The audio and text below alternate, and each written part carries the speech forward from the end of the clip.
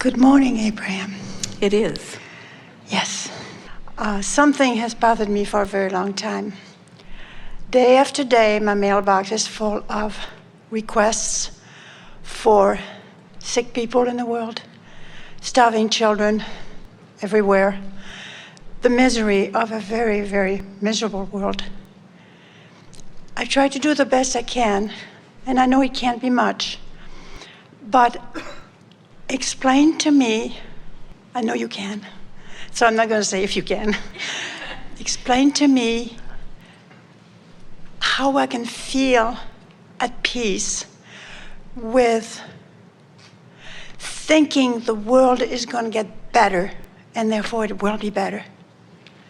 I don't know how to express it better than that. Well, first we want to say to you, we are never suggesting that helping another and using action are inappropriate. But we are suggesting that if those pamphlets and requests bring you to a place of empathy or pain about the plight of others, and while you are still in that discomfort, you offer your assistance, whether it is your thought or your word or even your money, you don't add to the solution, you add to the problem. And we know that sounds odd. How can my money add to the problem? And it's the same thing that we were saying earlier, that this is an inclusion-based universe. When you are focusing upon what you want, you include it in your vibration. When you focus upon what you don't want, you include it in your vibration. There's a war against poverty, and a war against drugs, and a war against AIDS, and a war against cancer, and a war against teenage pregnancy, and a war against terrorism, and all of them are getting bigger because you cannot push hard enough against something to make it go away. So as you read those pamphlets and you feel that discord, you're in step one. In other words, you know what you don't want. You don't want children to starve. You don't want people to be uncomfortable. You don't want them to live in poverty. You don't want them to be uncomfortable. You don't want people to experience pain. You don't want that. You know what you don't want. And with every pamphlet you read, you launch your request to the universe for a world in which people can thrive and feel joy and be comfortable in their bodies and in their places. So the reading of that causes you to ask.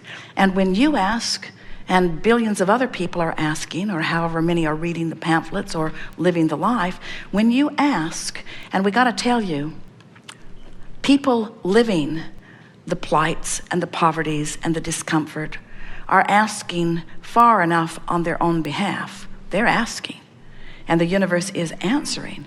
So the question that you want to be asking is, if they are really hurting, they're asking for improvement. If they're really starving, they're asking for improvement. If they're asking and Source is answering, then why isn't it getting better? And the answer is because those who are in the midst of it, in other words, you know how the hardest time for you to think a thought of well-being is when you're living the opposite of it. When your body is throbbing in pain, our words fall on deaf ears as we say, try to think happy thoughts. When you are in discomfort, that's a very difficult time. So if there are people, and we know there are, if there are people who are really living that kind of despair, let's just, for the sake of this clarification, assume it's not true completely, but let's just assume that all of the people that you've been talking about are in that kind of discomfort. And so even though they're asking, because they've asked and been disallowing the response for so long, now they're really, really hurting. They're not just in emotional pain, they're in physical pain. So they can't find the feeling place of the improvement because the bad environment is so pervasive around them. But you could. You don't have to feel the horror of their current plight. Whenever you interact with anyone, whether it's someone in your neighborhood, someone in your family, or someone on the other side of the world because of a pamphlet that was delivered to your mailbox, whenever you have that relationship, you put them in your vibrational escrow. You are asking for their improvement. When you see this bony child with flies all over it, with tears running down its face, and your heart is gripped and your gut is wrenched. The reason your gut is wrenched is because you're looking at something that the source within you will not look at. Now, many would say, oh, come on. You got to be kidding. You mean source, all-powerful source, will not look at that painful child and try to help? Source will not look at that painful child because in looking at that child in pain, it cannot help. Source will look at what's been asked for over here in vibrational escrow. And when you do, you help too. Now the question that you've got to ask now is, well, if the child is asking and source is answering and the child still can't receive, then what good would my involvement do? Can I really wish for well-being so much on behalf of someone else that I can influence them? And we say, yes, you can. In other words, anytime you hold anything as your object of attention and you feel hopeful as you begin playing the wouldn't it be nice game, as you acknowledge that as you send whatever you send and you say, I want this to be of value, I want this money to be managed and delivered in a way that will be helpful, you can tell when you join the perspective of your source on this subject. And that was what you asked when you sat down. You said, what can I do? How can I feel good about what I'm doing? And the way you feel good about anything is by focusing upon or in the direction of the solution you seek. You see, what happened is when you read that pamphlet and thousands of others like it, you became something more. You and your perspective of society and your perspective of the way human life should be lived on this planet. Many feel the same thing about the animals that are being mistreated. As you put this into your vibrational escrow, you have become something different than you were before you were reading those pamphlets. But now as you go back and read the pamphlet, you tear yourself apart from the evolution that you have experienced. The reason that your physical world gets better and better and better and better, and it does, is because there was a time when more people were living in more discomfort than you are now. The percentage of people living in physical discomfort today is minuscule in comparison with what it once was, because more and more people have been asking about more and more things for a longer period of time, and then the resistant ones croak. And the new ones coming in come from a different vantage point. And the dilution ratio is getting better and better and better and better. With those like you who are hanging around, you're still physically here, and you're not waiting to have your death experience before you move up the emotional scale. You're doing it by deliberately feeling where the source within you resides on topic after topic after topic, and you're finding your way there. Source loves, and when you or anyone hates, you're vibrationally discordant. Source knows well-being, and when you or anyone else focuses on poverty, you are discordant from that which source is. And we know, we can feel this is a lot for you to get your mind around. We would never, ever, ever, ever, ever suggest that if there is someone in need and you're right there, that you don't do everything in your power to soothe them. As an uplifter, that's who you are. You are soothers. But if what you are seeing takes you out of your power, you have no basis from which to soothe. You have to maintain your alignment with Source in order to have any ability to soothe, you see. So, someone lying in their bed across the world, in a comfortable bed, with the fabric that is delicious against your skin, with the air controlled in your environment, and with food in your belly, and with a sense of well-being and security. Someone who feels like that can focus on that pamphlet and can feel the discomfort of that experience.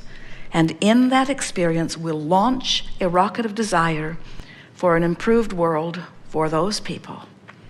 And then, if you do anything less than turn your undivided attention to the new story of the improved life, you will pull yourself apart from that which this experience has caused you to become. There are a lot of people who benefit by fanning the flames of things gone wrong, because they have learned more people will respond or be motivated by attention to bad things than will be called or inspired by attention to good things.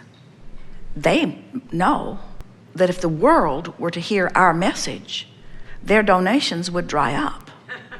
And we're here to tell you that if the world were to hear our message, poverty would cease to be.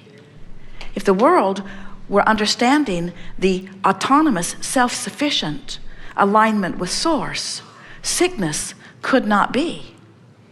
If you've got discord within you, which means you're thinking a thought that's contrary to who you really are, and you don't recognize it and do something about changing the thought, don't worry, it will get bigger. Because law of attraction is responding to both aspects of what you are. Law of attraction is causing who you really are to become more, and law of attraction is causing who you're being in this moment to become more. And as those vibrational stakes get higher, you feel stronger and stronger response. When you are in alignment with who you really are, you thrive in new ways. When you're out of alignment with who you really are, you suffer in bigger ways.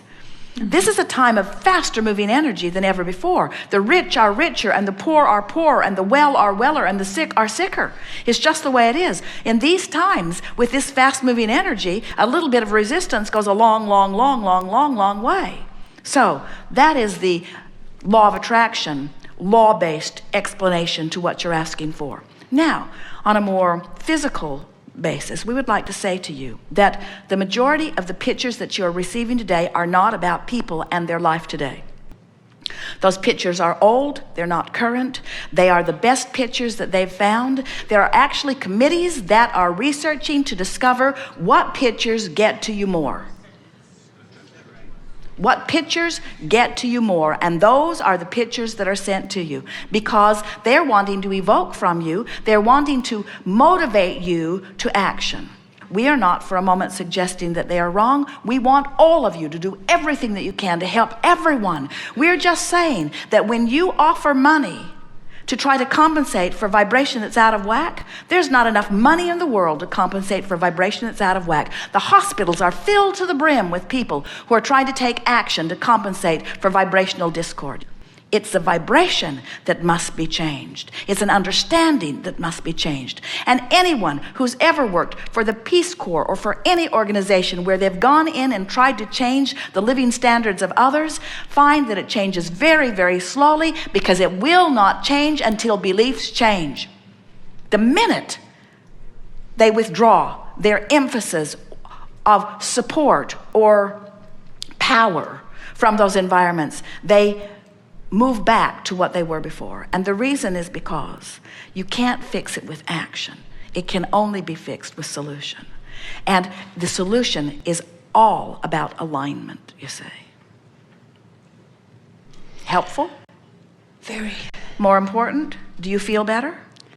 Yes, so when considerably. So when you write your check, and you will, and we want you to, when you write your check, no matter how much it is for, I will remember you. You write the check and you submit it, you drop it in the mailbox and you say, with this money, I send my wishes and expectation for improvement for someone along the way. And then be done with it. And don't go back to the question again and again and again and again and again and again and again. That's what we were talking about at the beginning. If you keep asking the question, you hold yourself apart from the solution, you see. Good. Thank you, Abraham. Yes, indeed.